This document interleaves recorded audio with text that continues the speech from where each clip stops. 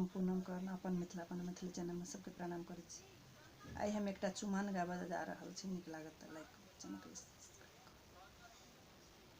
मने मोहे अवध के लाल मिथिला झूम उठे, मन मोहे अवध के लाल मिथिला झूम उठे।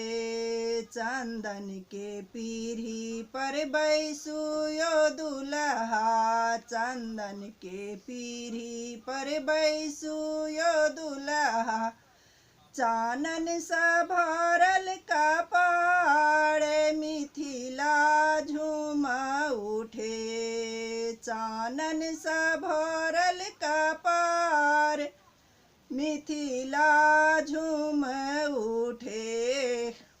मन मोहे अवध के लाल मिथिला झूम उठे, मन मोहे अवध के लाल मिथिला झूम उठे। सोना सिंहासन पर बैसु सीता दाई, सोना सिंहासन पर बैसु सीता दाई।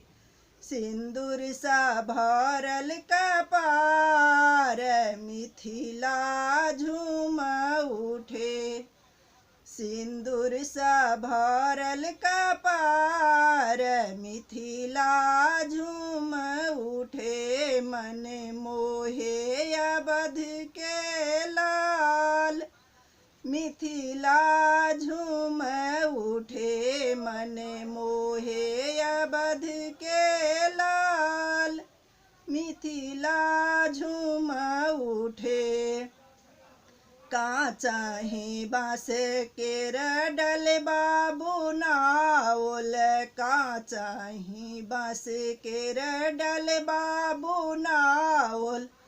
ताही सजल दुभि धान मिथिला झूम उठे, ताही सजल पान मखान मिथिला झूम उठे।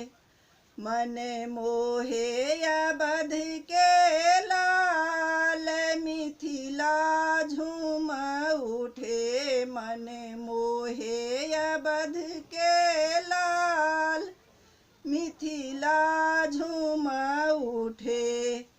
पियर साड़ी पहिरू सुनैना रानी, पियर साड़ी पहिरू सुनैना रानी। चुमा दियौ सिया श्री राम मिथिला झूम उठे, चुमा दियौ सिया श्री राम मिथिला झूम उठे।